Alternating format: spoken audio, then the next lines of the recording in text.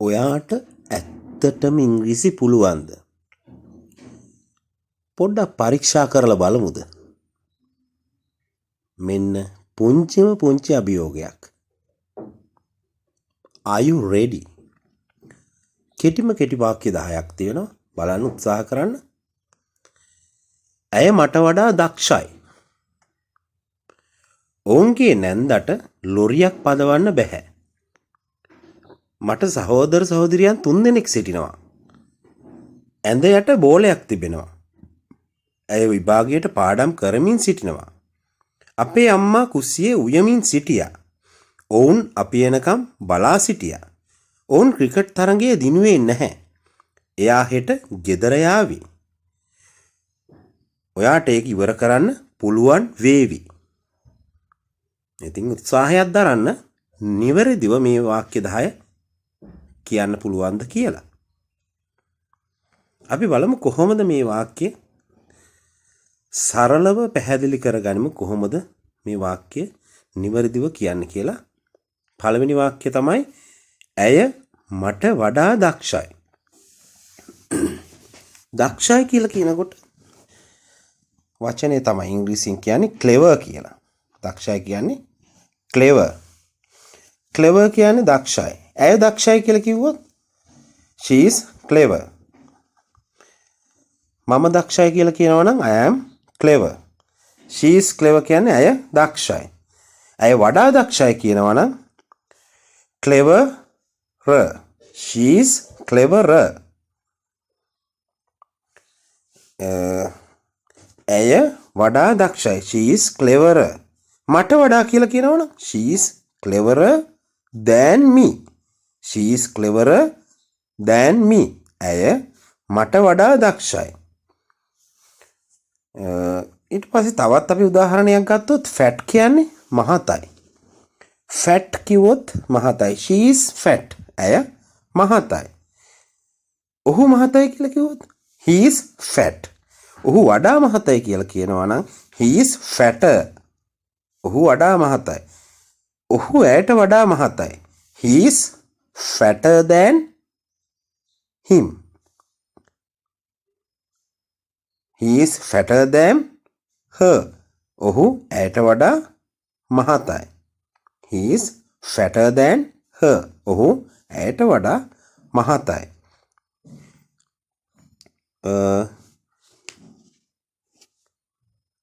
ඇය කෙට්ටුයි.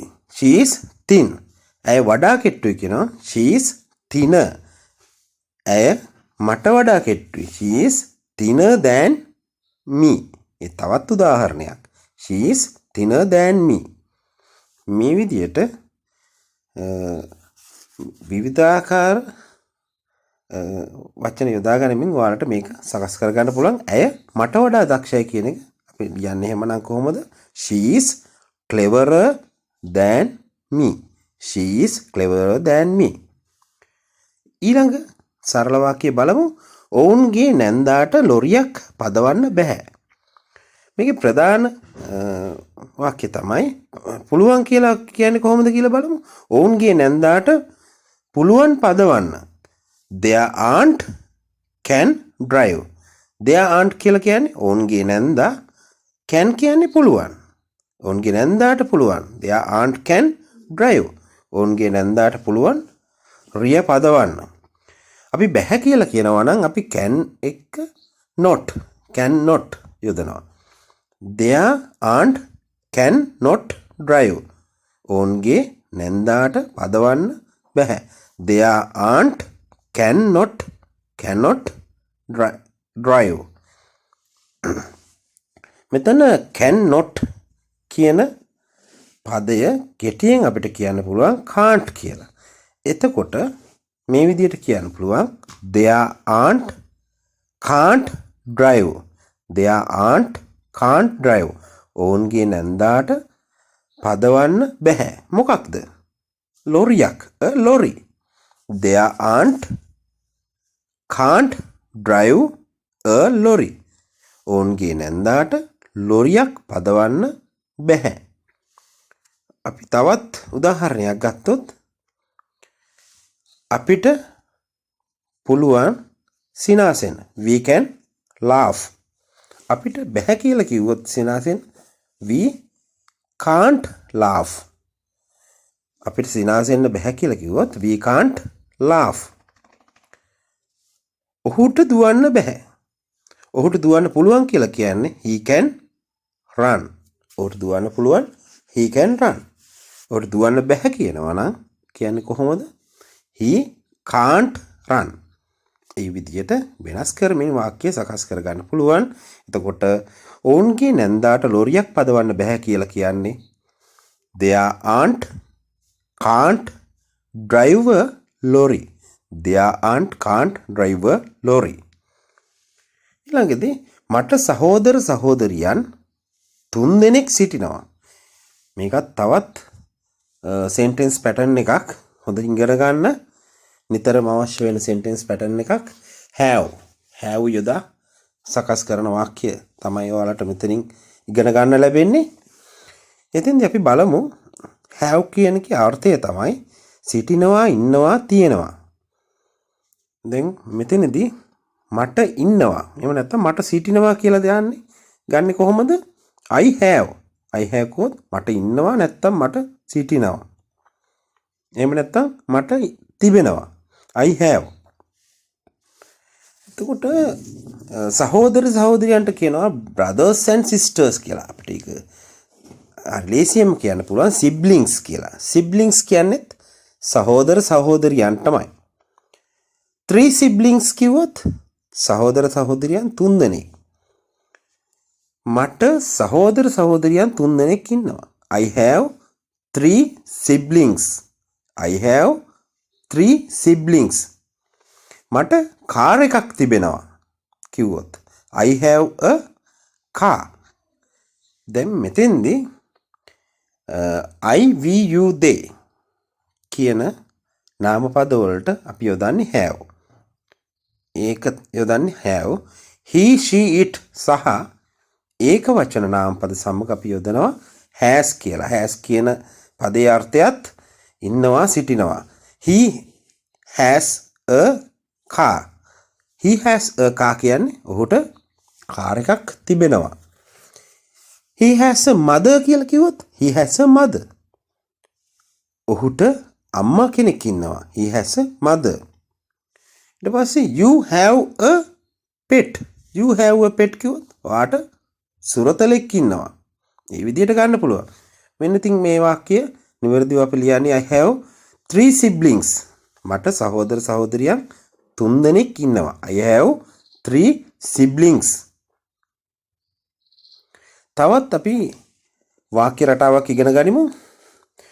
ඇඳ යට බෝලයක් තිබෙනවා. ඇඳ යට බෝලයක් තිබෙනවා.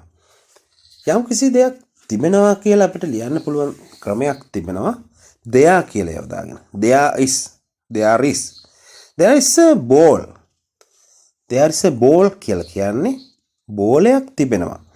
නිතරම ටිකක් දිග වාක්‍යයක් ආවට පස්සේ ඒක කොටස් වලට බෙදාගත්තට පස්සේ හරිම ලේසි ඒක ලියන්න. there is a ball. there is a ball කියන්නේ බෝලයක් තිබෙනවා. ඇඳ යට. මෙතන preposition එකක් තමයි යොදාගෙන තිබෙන්නේ under කියන preposition එක. under the bed. under the bed කියන්නේ ඇඳ යට. under the chair පුටුව යට. ඒ වගේ there is a ball under the bed. බෝලයක් තිබෙනවා ඇඳ යට. ඇඳ යට බෝලයක් තිබෙනවා. there is a ball under the bed. there is a cupboard. there is a cupboard කියන්නේ cupboard එකක් තිබෙනවා. there is a building. building එකක් තිබෙනවා. එහෙම නැත්නම් ගොඩනැගිල්ලක් තිබෙනවා. මේ there is කියලා යොදාගෙන අපිට යම් කිසි දෙයක් තියෙනවා කියලා එන අර්ථයේ වාක්‍ය සකස් කරගන්න පුළුවන්. ඒකත් ඔයාලට ඉගෙන ගන්න තියෙන හොඳම වාක්‍ය රටාවක් තමයි there is a bus. Bus රථයක් තිබෙනවා. ඊට පස්සේ අපිට මෙතන නිපාත පද අපිට ඕන ආකාරයෙන් අවශ්‍ය ආකාරයෙන් යොදා ගන්න පුළුවන්. under කියන්නේ යට, in front of කියන්නේ ඉස්සරහා, in කියන්නේ ඇතුලේ, on කියන්නේ උඩ. there is a knife on the table. there is a knife on the table. කියන්නේ පිහියක් තිබෙනවා මේසය උඩ. මේසය උඩ පිහියක් තිබෙනවා. ඉතින් දැන් කියපු වාක්‍යය ඇඳ යට බෝලයක් තිබෙනවා. There is a ball under the bed. There is a ball under the bed. ඉතින් තවත් සරල වාක්‍යයක් අපි ඉගෙන ගමු. ඇය විභාගයට පාඩම් කරමින් සිටිනවා. ඇය විභාගයට පාඩම් කරමින් සිටිනවා. යම් කිසි දෙයක් කර ඉන්නවා. එහෙම නැත්නම් කරමින් ඉන්නවා. එතකොට අපි අර ක්‍රියාපදවලට ing යොදාගෙන යම් කිසි දෙයක් කරමින් ඉන්නවා කියලා ලියන්නේ මේ විදියට.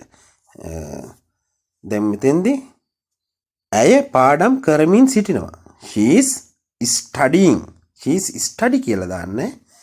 is සමග අපි යොදනවා verb එකට ing. ing සහිත verb එකක් තමයි යොදන්නේ. She is studying. ඒ කියන්නේ වර්තමාන කාලයෙන් යම් කිසි දෙයක් දැන් මේ වෙන විට කරමින් ඉන්නවා නම් අපි මේ විදියට තමයි she is working. ඇය වැඩ කරමින් ඉන්නවා. she is cooking. ඇය උයමින් ඉන්නවා. මේ වාක්‍ය රටාවත් හොඳින් ඉගෙන ගන්න. විභාගයට she is studying. ඇය පාඩම් කරමින් ඉන්නවා විභාගයට. for the exam. ඇයි the කියලා කියන්නේ? for the exam. මේක the තමයි වචනය. නමුත් the කියලා කියන්නේ ඊ අකුරෙන් පටන් ගන්න exam. මොකද vowels වලින් එකක් පටන් ගන්නකොට මේක අපි ශබ්ද කරන්නේ the කියලා. for the exam. she is studying for the exam. ඇය පාඩම් කරමින් සිටිනවා විභාගයට. present tense continuous.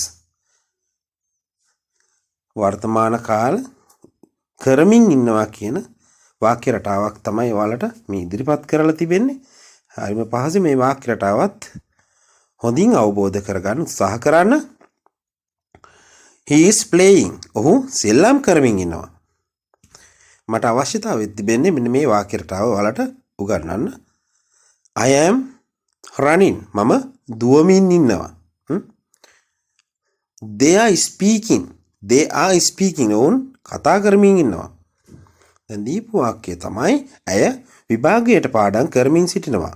she is studying for the exam. she is studying for the exam.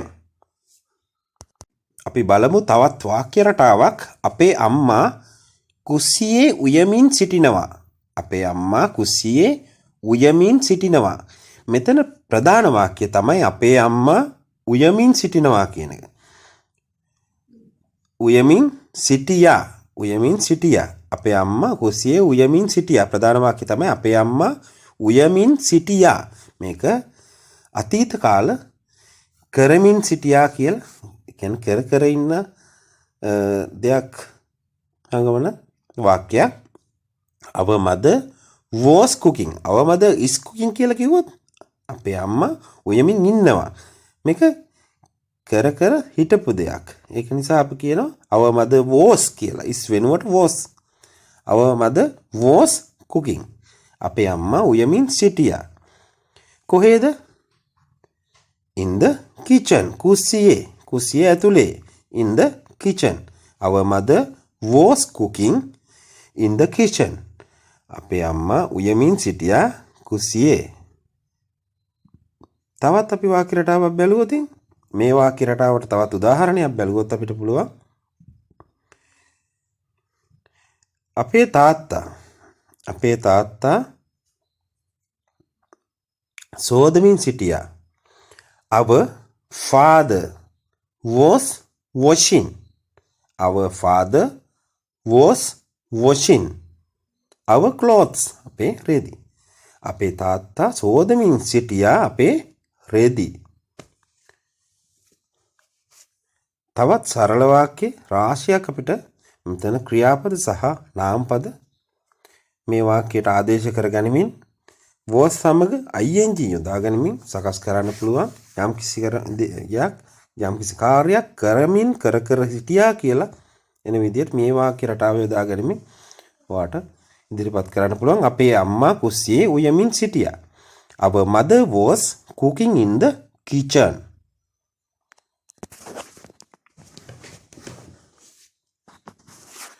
ඔවුන් අපි එනකම් බලා සිටියා.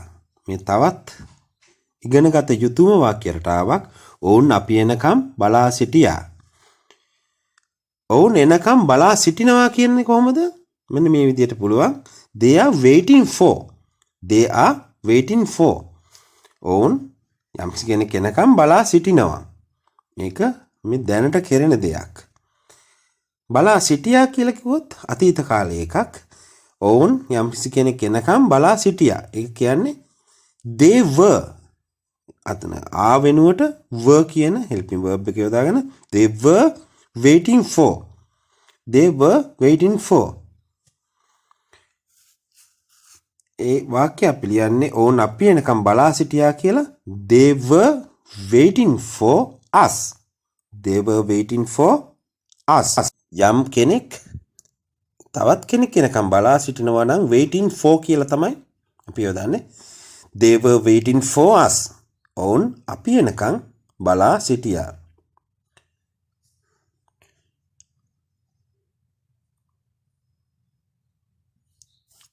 ඔහු අපි එනකම් බලා සිටියා කියලා කිව්වොත් he is waiting for. He was waiting for us. බලා සිටියා කියලා කියනකොට was යොදලා තමයි was යොදන්න ඕන ඒක වචන නාමපදයක් සමග. He was waiting for us. ඔහු අපි එනකම් බලා සිටියා. He is waiting for us කියලා කිව්වොත් ඔහු අපි එනකම් බලා සිටිනවා. මේ වාක්‍ය රටාවත් අධ්‍යයනය කරලා ඉගෙන ගන්න උත්සාහ කරන්න. මේ වාක්‍ය රටාවත් නිතර ඉංග්‍රීසි කතා කිරීමේදී ඔබට වැදගත් වෙන වාක්‍ය රටාවක්. මම දීලා තියෙන වාක්‍යය තමයි ඔවුන් අපි එනකම් බලා සිටියා. They were waiting for us. They were waiting for us. ඔවුන් අපි එනකම් බලා සිටියා. තවත් වාක්‍ය රටාවක් බලමු. ඔවුන් ක්‍රිකට් තරඟය දිනුවේ නැහැ. ඔවුන් ක්‍රිකට් තරඟය දිනුවේ නැහැ. මේක අතීත කාල නැතාර්ථයේ තියෙන වාක්‍යයක් තමයි දීලා තියෙන්නේ. ඔවුන් දිනුවා කියලා කිව්වොත් they won. win කියන්නේ දිනනවා win. win කියන ක්‍රියාපදයේ අතීත කාල ස්වරූපයේ won. won කියන්නේ දිනුවා. ඔවුන් දිනුවා they won. ඔවුන් දිනුවේ නැහැ කියනවා නම් මේ විදිහට තමයි කියන්නේ did අපිට did not යොදාගැනීමෙන් තමයි කියන්න පුළුවන්කම ලැබෙන්නේ. they did not win. they did not win. ඔවුන් දිනුවේ නැහැ. මේක අපි did not කියන එක short form එකෙන් ගන්නවා they didn't කියලා. they didn't win. ඔවුන් දිනුවේ නැහැ. they didn't win. ඔවුන් ක්‍රිකට් තරඟය දිනුවේ නැහැ. they didn't win the cricket match. They didn't win the cricket match. මොන වෙලාවකවත් මේ did සමග did not සමග වාක්‍යයක් ලියන වෙලාවේදී අපි ක්‍රියාපදයේ ස්වාමාන්‍ය ස්වරූපයෙන් තියන්න ඕන. win කියන්නේ ඒක වර්තමාන කාල ස්වරූපයෙන් තමයි ක්‍රියාපදයේ තියන්න ඕන. They didn't win. They didn't win the cricket match. ඔවුන් ක්‍රිකට් තරඟය දිනුවේ නැහැ.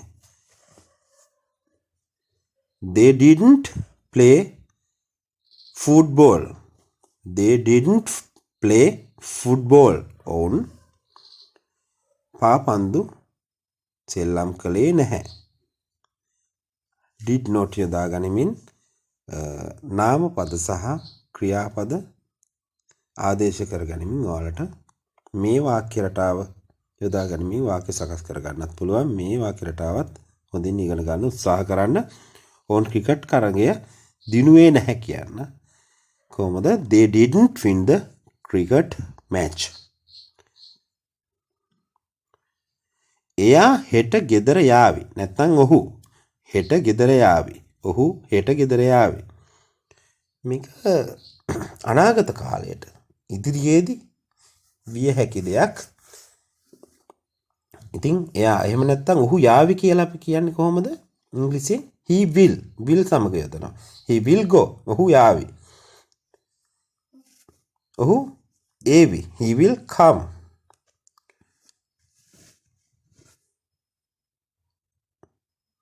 will සමග තමයි යොදන්නේ he will go. ඔහු යාවි කොහෙද? he will go home. එයා යාවි ගෙදර මොන වෙලාවටද? හෙට. tomorrow. he will go home tomorrow. he will go home tomorrow. අපි කිව්වොත් ඇය ලියාවි ලියුමක්. she will write a letter. she will write a letter. ඇය ලිපියක් ලියාවි.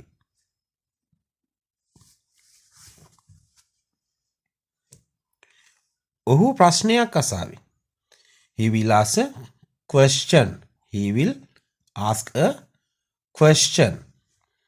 ඉතින් ඒ තවත් සරල උදාහරණ කීපයක් ඔයාලට පැහැදිලි කර ගැනීම සඳහා තමයි මම ඉදිරිපත් කරේ මේ වාක්‍ය රටාවත් sentence pattern එක ඉගෙන ගන්න. මේ sentence pattern එක අනාගත කාලයට නැත්නම් future tense එකට අදාළ sentence pattern එකක්. එයා හෙට ගෙදර යාවි කොහොමද කියන්නේ? he will go home tomorrow. he will go home tomorrow. will සමග යොදලා අනාගත කාල ඉදිරියේදී විය හැකි දේවල් අපිට වෙන්න පුළුවන් දේවල් විස්තර කරන්න පුළුවන්කම තිබෙනවා.